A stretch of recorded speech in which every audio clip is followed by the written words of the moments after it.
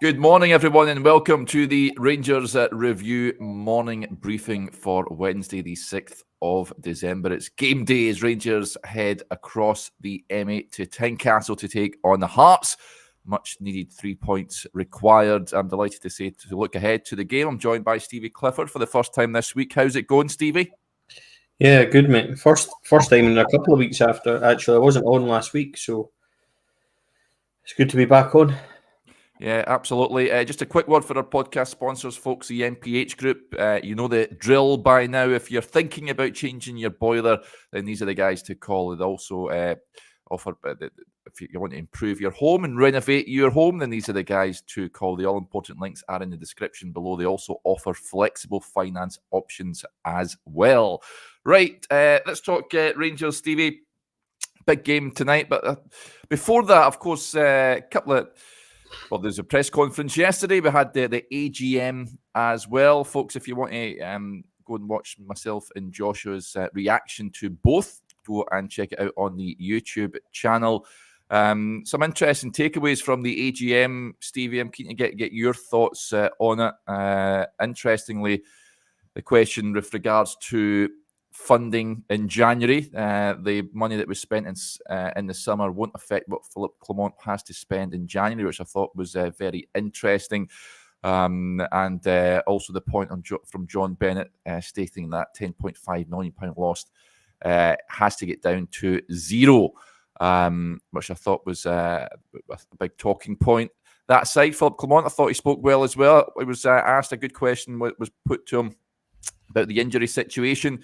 And he said he would get to the bottom of it. The appointment of Tom Taylor will make a big difference in terms of that. And he says in a few months the injury situation will look a lot better. What did you take away from the AGM yesterday? Not a lot, really. Thought it was a major opportunity missed in terms of the questions that we could have put to the board and we could have put to about finance, the chairman and stuff like that. There's such an opportunity there, and I think that once again there was more questions that we didn't really get answered. But I appreciate that my idea of questions that might be good to be asked is not the same as everybody else's. So I just felt like there was a number of things that we maybe should have pushed for and didn't find out about that we could have, and that was disappointing. It was very generic questions that we know the kind of answers to. So I thought there was better questions actually at the recent fans forum than there was at the AGM yesterday. Wasn't really much takeaway from it, in my opinion. Even with what John Bennett said about, obviously about having to get down to zero and stuff like that. I mean, the obvious answer would be stop wasting so much, because it's not what we're bringing in, it's what we are putting out. The wages is far too high. The overall spend, court cases and things like that. There's just it's too much money going out the door when we've got no real end product for it. So I wanted a wee bit more, Derek, but I'm not surprised that when fans don't have an outlet or any kind of fan voice or anything like that to try and ask questions, then you'll get the same ones about tickets and everything else, and understand that. I lose count of the amount of times people ask about away tickets at these things, and it's always the same answer. I think a couple of hundred tickets tonight, 15,000 apply. It's the same wherever we go. People need to kind of just realise that it's not a personal vendetta if they don't get away tickets. It's stuff like that always gets asked. And the real crux of it and the real questions about finance and about, the plan, what happened in the summer with the transfers, and what's happening with the stadium, these kind of things, what's happening with the elite court case, none of that was touched. And I feel like that was a huge opportunity missed to really put the board on the spot and ask them what's going on at the club and find out what we can. So I was disappointed, Derek, in terms of what we could have asked and probably should have asked, and ended up we didn't. Yeah, there was some strange ones I did hear about. If you were there, if you could put a question to the board, Stevie, is there any ones that stick out you would have liked to have heard asked yesterday? Yeah, so I would have asked, how do they plan in stabilising the club's finances in terms of those losses and the wage bill being so high? What is their plan to turn over that revenue and get to that zero that they want to get to? And how do they stop losing that amount of money? Where are we in terms of the income that's going out? So I'm assuming that all the spend on the likes of Edmondson House and all that is done, which will take a huge bit of it down. But is that going to have a really big kind of overview of the kind of finances, and will that help bring it down? These are just questions, like obvious ones I thought that I would have really liked. The wage bill thing isn't sustainable. It was too high when Steven Gerrard was there, and it's too high now, and it's even higher. So that's probably where I would have started, Derek. I would have liked to have known what was happening with this court case, in terms of the potential elite money. And, some of the sums that are being talked about, I'm not sure they would have been able to answer, but it would have been nice to put it to them. I would have liked to have known what Karim Varani's commercial plan was. What's his structure to make it better? How does he... Because James Bisgrove has done a really good job commercially. So how is he going to take it to the next level? How's he going to breach that? Or are we able to even sustain it? Because it's at quite a good level now. What sort of plans does he have? I would have asked about the stadium. We've mentioned the stadium, or it's been mentioned, that grand plans for it. So can you give us a proper structure of what's actually achievable short term, middle to long term, so that we can kind of bottom that out? Where are we on the recent kind of developments and stuff like that, Derek? So these are only off the top of my head without even sitting down and kind of listening. The generic questions of, are there going to be money to spend? Obviously, they're always going to say, we'll find a way. There was they didn't say no, there was no money, and they didn't say yes, he's got money. They just said, don't worry about it. January, we'll take care of it. Well, how are you going to take care of it? Because the accounts say that we don't have anything. So explain to me how we're going to do it. What's your long-term plan? And it wasn't too far off when John or Douglas Park said a couple of years ago, my plan is just to win things. I would like to see a wee bit more structure, a wee bit more vision of what we're going to do, how we're going to achieve it, and what we're going to do. So from that point of view, Derek, it's not often that you get to sit in front of the chairman and the board and ask these kind of questions and get these answers. And I thought that, not that they got off lightly, because I don't think that. I'm very pro-board. I think that they are Rangers fans who are trying to do their best, and nobody can accuse them of not giving everything, but we can certainly ask questions about how we're doing it and how we're spending and what we're maximising as a club, because there's no way that we shouldn't have been questioning what went on in the summer. And yes, it's hindsight, and yes, I sat in the summer and said we have to trust Michael Beale and things like that, but where's the accountability for what went on in the summer? How are we going to fix that squad situation? How many windows does Philip Clement think he needs? That kind of stuff is all really relevant, and it didn't really get asked. So that was a shame, Derek. And it's something that in the coming months, that I've been doing a series of kind of staff interviews with people at Ibrox and things like that. And it's something over the next couple of months after Christmas time that we're able to resume, because it's stopped because of the new manager coming in and then changes. It kind of got put to the back burner by the club, but that'll be restarting. And these are questions that I hope to get in front of a few of the key figures at Ibrox and really find out where we're going. I don't expect John Bennett to sit and give us a calculated plan of X, Y, Z and tell us absolutely everything, but it'd be nice if he told us something. And I don't think we got much yesterday at all. Well, just on that, lots of comments coming in. Skylark with an interesting point. For a lot of these finance issues, I think John Bennett should be giving an interview on RTV. In fact, much of the new board would benefit from outlining these things in RTV segments. And on the back of that, he also says that an AGM Q&A isn't a great forum for getting detailed answers for anything. Interesting point as well being made by Jim McCarroll just on the venue, Stevie. We had a point yesterday, me and Joshua were on. Of course, the first time it's been held in the Edmondson House. Good morning, folks. Edmondson House, impressive, but not nearly big enough for AGM. Clement, impressive, he says, as well. Of course, there was overflow as well. Some people were in bar 72. But I'm hearing a lot of folks saying it wasn't big enough. Stevie, would you like to see it maybe move back to the Armadillo next year? I think that while we've got Edmondson House, we should try and utilise it. But if it doesn't work for these kind of things, then yeah, I mean, it just makes it feel kind of amateurish. People not being able to get in, and people, turning away and then having to go over somewhere else.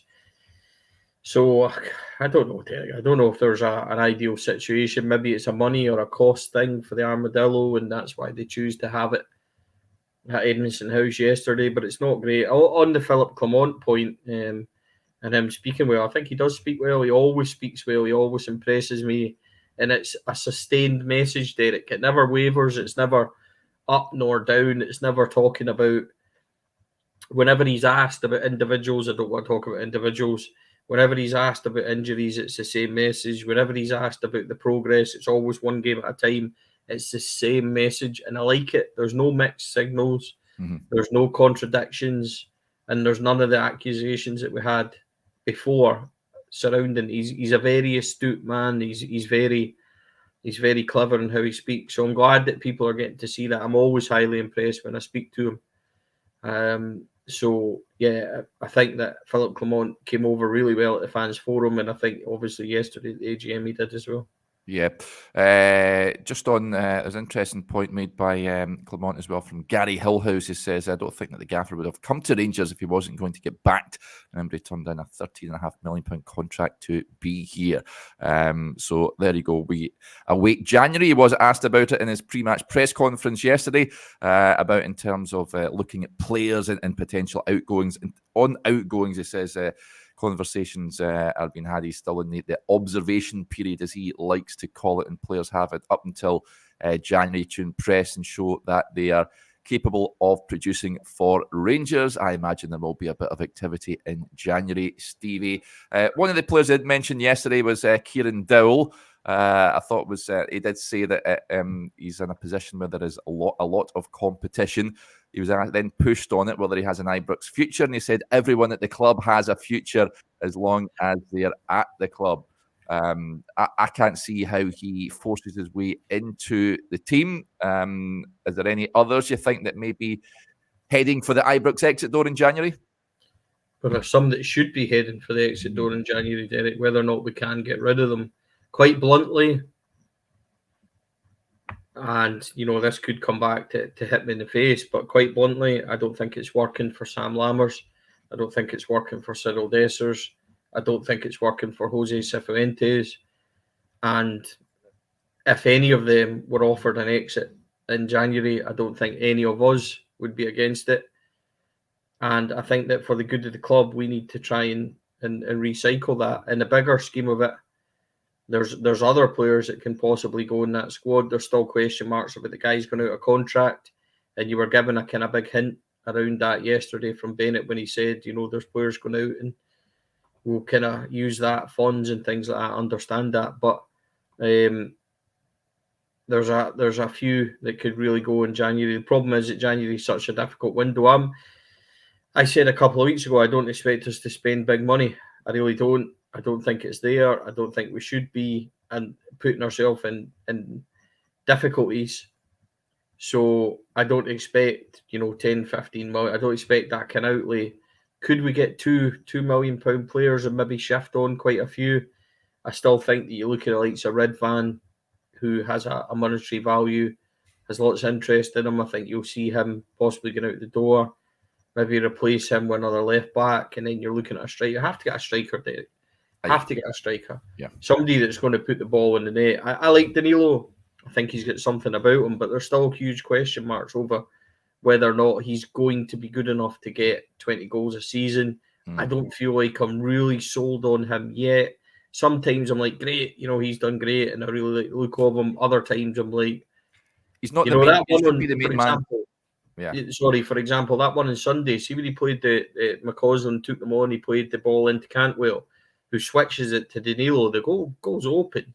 Yeah. Just hit it, put your foot through it. It was the exact same as his chance at Dundee, which he took, and he chose to try and go back to Cantwell. So that kind of thing, I want somebody in there that could be. I keep going back to it. I just think that Lawrence Shankland is such an obvious choice, and I think it's such a no-brainer for us if it's doable, then I would be going to visit that.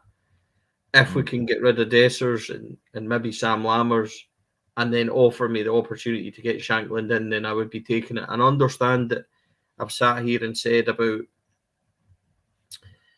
us having a certain kind of model, Derek, where you can sell on players and buying them at an age. Sometimes, he's 29, I think, Shankland, and sometimes I think that these things just make sense.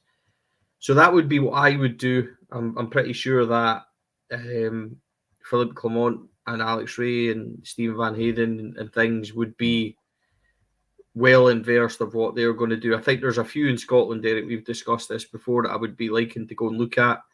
I would be seriously considering the futures of quite a number of them. So, yeah, there's work to be done in January, but it's such a difficult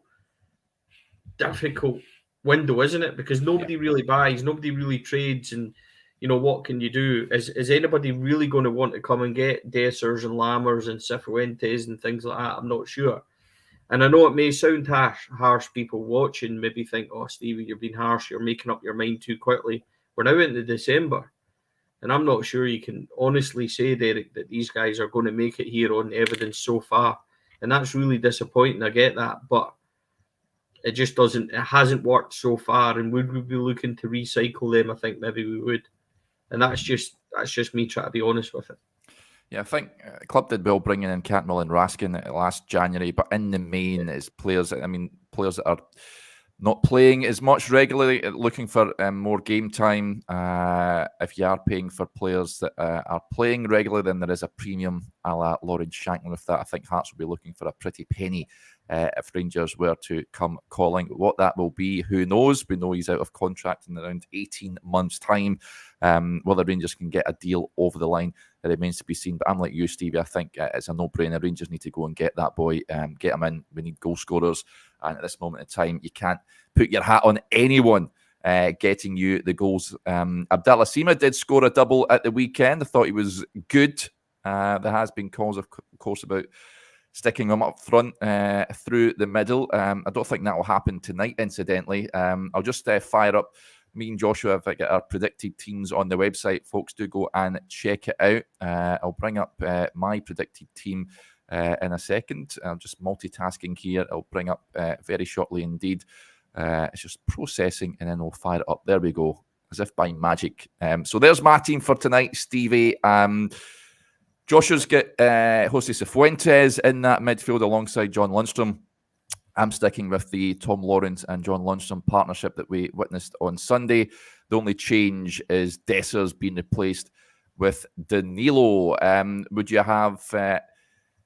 is that the team you would go with, Stevie, or would you have any other players coming in? Yeah, I would go with yours, Derek. Absolutely. I don't know what Josh was thinking putting Jose Cifuentes in. Look, I think Jose Cifuentes just coming back from injury. Yeah, I mean, I think that Jose Cifuentes is a player that's really not up to speed yet, Derek. He's very, very slow. Hasn't got to the tempo of this kind of league yet at all. Has struggled, in my opinion.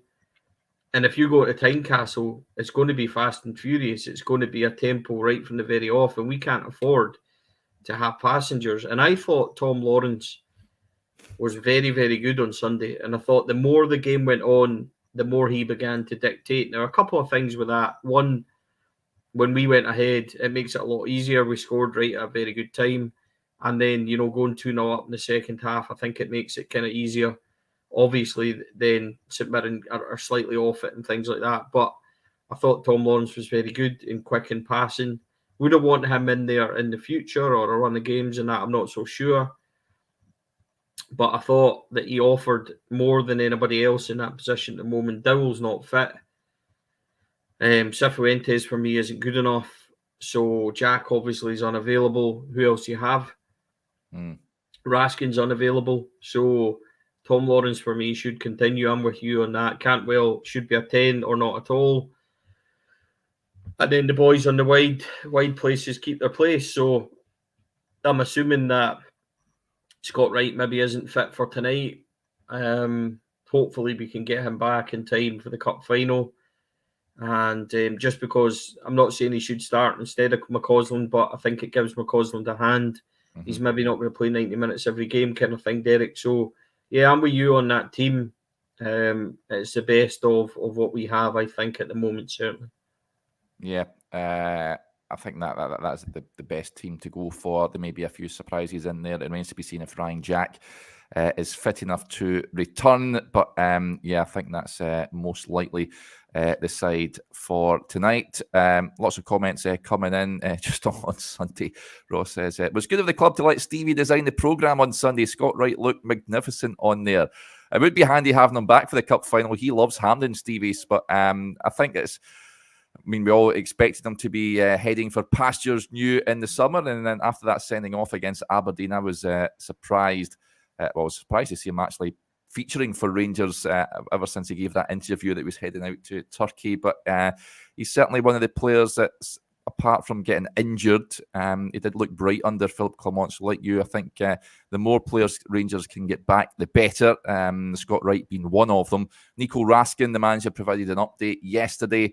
Not good news on him, as we heard at the weekend. His rehab is not going to plan. There's been an adaptation to his exercises now to get him up to speed. I would be amazed to see him before the international break. Any others that you think could contribute from here on in that we've not really seen as much? Not really, no.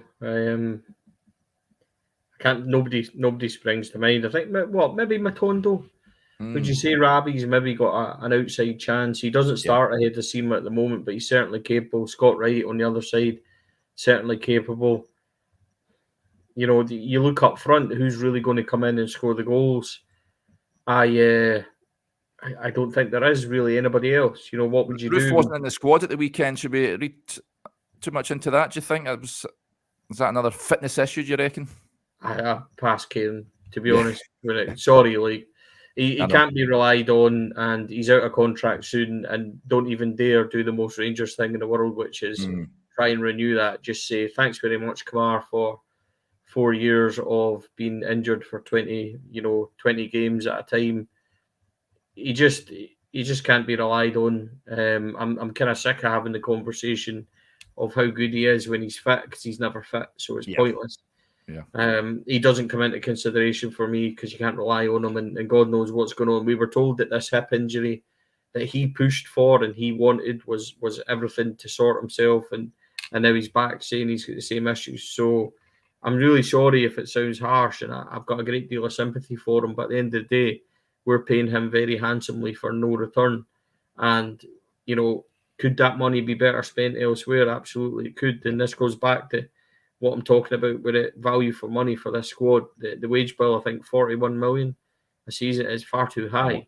Yeah. There's players in there that are just getting a free ride at this club and getting all sorts of astronomical wages for absolutely no return. And we need to shift that. We need to restructure it, and we need to go again. And I'm not going to sit here and say that I thought we did bad business in the summer. I didn't. I sat, Derek, and spoke to you, and I said, on paper, this looks like a pretty decent summer. We've got players in for the positions we need, but I said that it would be judged on how they perform, and I didn't know. Remember, you were asking me, and I was like, I don't know about these players. I don't know a lot about them, and we had a laugh because I was supposed to be doing my kind of research and, you know, being able to give you a detailed answer, and I couldn't. And, you know, from what we've seen, Jack Butland's been immense. Leon Balogun was always going to be okay and do a job. You know, young boy Sterling, probably always going to be able to be a backup and do a job. Kieran Dowell, if he could stay fit, that's what we said. But we said that he would be judged on where he spent the money. And we've spent the money on absolute dross. So yeah, that's where it becomes problematic. And that's what we have to try and fix going forward. And Kamar Roof, sadly, is in that bracket where you're getting too much money for no return. And Sam Lammers, Cyril Dessers, you know, Jose Cifuentes, they're not going to be on cheap contracts, Derek. And at the moment, they're kind of wasted. And what we're in, and it's a shame for Clement because he has to try and play them. And, you know, everybody at the weekend, why is Dessers playing? Why is he starting? Because he has to, because he can't run Danilo into the ground. And he's only an injury away from Danilo to being absolutely stuck up front. Problems. So, So I don't blame him for having to try and get something out of Dessers and out of Lammers. And I don't even blame him for trying to bring Lammers on for Cantwell and making sure Cantwell doesn't get injured. But, you know, it is what it is. Like, these in January, it would be nice if we could shift one or two of these guys that are never going to make it, in my opinion, at Rangers. And I think that if anyone wanted to come in and take over Kemar Roof's contract for the last wee bit and offer him a new opportunity, then I don't think anybody will say anything otherwise. But Derek, I will say on Tom Turner from Brighton, as you know, Tom Taylor, sorry, from Brighton, as you know, young fella plays down there. So I asked him what he's like. Billy's obviously had injuries. He had that very bad metatarsal injury. Yeah. No, that's not the right thing. It was in his knee. I can't remember, meniscus or something it was called. I can't remember. And he said that this boy's incredible, fitness regime, really well liked by all the players, multilingual language-wise. He speaks all the languages and is really well liked, and really disappointed to see him go because he's really good at his job and brilliant for fitness and things like that. So really pleased with that. And hopefully we're getting a good one in there to try and help fitness wise and you know, help the players' programs and what they're doing and stuff like that. So although I don't know a lot about him, I don't know a lot about Nils Koppen either with his appointment, but on Taylor from Brighton, it seems to be positive at least, and he seems to have a kind of good reputation down there. So I think and hope that fitness-wise he'll make a difference to things. Yeah, seems like quite a coup then in that respect. Lots of comments coming in. Gordon McAndrew says, well said as ever, Stevie. Rangers review great with him on, always to the point and honest about the jailers. So thank you very much, Gordon. Kevin Robb says, meniscus sounds like a January signing. Don't rule it out, buddy. Who knows? There will be a player out there that Rangers may be looking at. That is the thing in the knee, though, isn't it? Yes, it is. Yes, and the metatarsals in the foot. That's where I was getting confused. Yeah. So, because that's quite a bad injury. I think the boy at Chelsea, the new guy that signed from in the summer, was it Monaco or something? The striker that was supposed to be really good. No, hold on. Did he not play against us? The boy that signed for Chelsea and done it to his knee. He was on the bench anyway at the weekend. I'm having a nightmare this morning. Let us know in the comments, folks. Help I Stevie can't remember his name. But he done it, and he's been out the best part of 6 months. So, in Kunku, is it? That's it. Yeah, in Kunku. So, yeah. Good player. That's who it is. So, he had the same injury. And these ones are really difficult to kind of recover from. So, yeah, I mean, that's promising. And it's not like he'll have his work cut out. It's not like we don't have any injuries for him to attend to when he comes up here. So hopefully these are good appointments, and we'll see what he manages to do with the fitness side of things. Yeah, just a reminder, folks, our weekly Q&A show for the YouTube members is going to be pretty much straight after this. So me and Steve will get through as many of your questions as possible. We'll be on very shortly after we finish this show. Aaron Powell gets in touch, watching from Australia. I much prefer the earlier time, Derek. I used to listen live whilst washing the dishes. So there you go. There is multitasking at its finest. Other bit of news yesterday, Stevie. Rangers will take on FC Copenhagen in January, on Tuesday, January the 16th, an 8 p.m. kickoff, a friendly, as they gear up for the they head to Dumbarton, as we know, in the Scottish Cup that weekend, which will take place on Saturday at 5:30 p.m. The match will be live on Viaplay. Decent test, though, for Rangers. Copenhagen, we all know that they beat Manchester United recently, Champions League side. That's a pretty good friendly to get organised, I'd imagine. I'm going to try and kidnap Rooney Bargy when he's here. Football manager, wonder kid, and actually scored against Manchester United recently as well. He's supposed to be incredible, Derek. I think he's 17, young Danish right-hand side winger. I think he's supposed to be a really, really good player. So, and you've seen it with his goal against Manchester United. I'll look forward to that one in terms of a kind of opposition and a decent level to watch in a friendly game. I suppose it's not bad at all. do I think Rangers could have maybe picked a better time to announce it and then put the tickets on sale and that? I think they probably could have. Sometimes I think the Rangers are oblivious to what goes on in people's life. It's Christmas in, a couple of weeks, and here's 15 odd quid for an adult ticket getting taken out of your bank next week. So I understand people who maybe say that it's the wrong time to be doing these things, but it is what it is. I suppose it's just, like everybody else, we'll just get on with it and see how we go. But in terms of a decent enough friendly opposition, it should be good. Yeah, I would have preferred a wee trip to Copenhagen, but beggars can't be choosers, I guess. But we'll take them on at Ibrox. That will do. As Stevie says, £15 for adults, £10 for concessions, £5 for children, and £1 for junior MyJers members for that match on the 16th of January. Right, folks, that'll do us there. Huge thanks to Stevie for joining us as ever, and to everyone for interacting with the show. As I mentioned, we'll be back shortly for the weekly Q&A show, so get your questions in. If we don't see you then, hopefully your team wins a little later on, but I'll be on with Joshua for all the usual match coverage, so we hope you can join us for that. But thanks very much for watching, and we'll see you a little later on.